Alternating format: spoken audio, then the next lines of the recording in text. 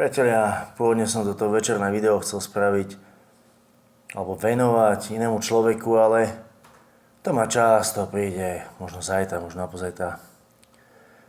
Preto ho tak neštandardne venujem poslancovi SNS a splnomocnencovi pre riešenie covidu Petrovi Kotlárovi. Peťo, bol som teraz v pondelok aj v stredu na súdoch sa pozrieť, čo sa robí s ľuďmi, ktorí počas covidu bojovali za slobodu, nepodriadili sa nezmyselným totalitným opatreniam a zistil som, že tí ľudia vám dali dôveru a vy ste ich brutálne oklamali.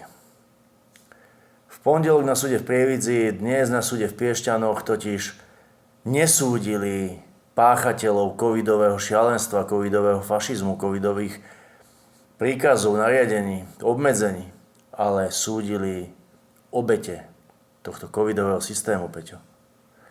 A v pondelok aj v stredu sa ľudia pýtali, že prečo si neprišiel na súd. Pýtali sa to v pondelok v Prievidzi, dnes v Piešťanoch. A ja som nevedel odpovedať. Ja hovorím, no tak neviem, to sa musíte spýtať Petra Kotlára. A dnes som si prečítal, že ty si bol na jachte v Chorvátsku. To je v poriadku, každý môže ísť na nejakú dovolenku, každý môže ísť aj do Chorvátska, môže ísť aj na jachtu. Však tie výlety dnes nie sú nejaké že mimoriadne, ale Peťo, nič ste pre tých ľudí nerobili. V pondelok dostal chlap za to, že išiel do banky bez rúška. 3 hodiny čakal, aby ho obslúžili, aby si mohol vybrať svoje peniaze. A to nebol nejaký milionár, Peťo, to bol invalidný dôchodca, ktorý si chcel vybrať 15 eur. Vieš, čo to je 15 eur? Za to vám nevyjde v parlamentke ani káva.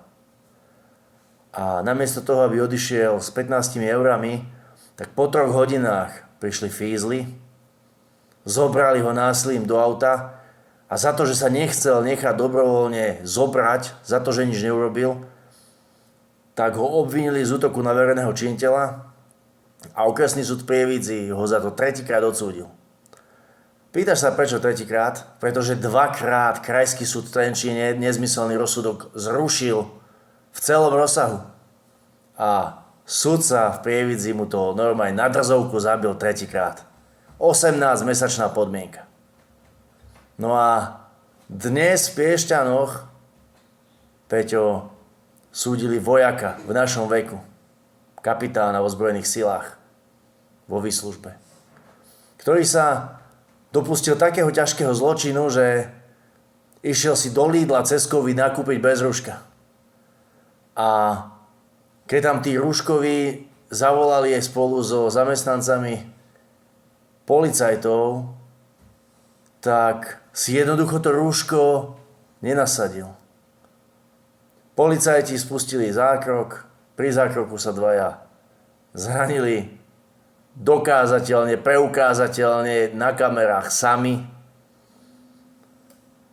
A chlapa dnes súdia, podobne ako toho prvého, za útok na verejného činiteľa, kde mu ale hrozí až 5 rokov. A dnes na súde v Piešťanoch sa ho prokurátorka pri výsluchu, Peťo, pýtala, čo vám bránilo nasadiť si rúško, keď vás policajti na to vyzvali? Prečo ste si ho nenasadili? A keď sa obhajca spýtal, aký to má súvis, čo tým chcete tou otázkou dokázať? Tak prokurátorka začala jačať. Odpovedzte mi na otázku, prečo ste si nenasadili rúško? Peťo, a toto sa deje po 3/4 roku vašej novej vlády, ktorá chcela priniesť ľuďom pokoj. Vy ste boli tí, ktorí hovorili, dajte nám hlas a my vyriešime tých, ktorí stáli za vašim šikanovaním cez COVID.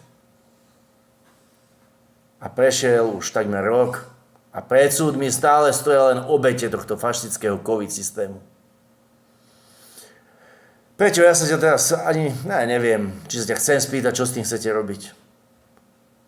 Ja ti len chcem povedať, že ľudia sú sklamaní, ľudia sú otrávení a mnohí hovoria o tom, že už na jeseň sa má chystať opäť niečo podobné, ale pod zámienkou vtáčej chrípky.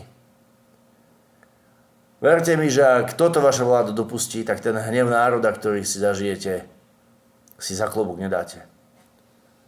Zobudte sa, začnite robiť a začnite chrániť tých, ktorí sú obeťami len preto, že nechceli skloniť hlavu, nechceli byť ovce, ako to aj ty nazývaš. Nechceli byť ovce, Peťo. Ako ste to s Maťou v TV Slovan x miliónkrát povedali, nebuďte ovce, nebuďte tupí.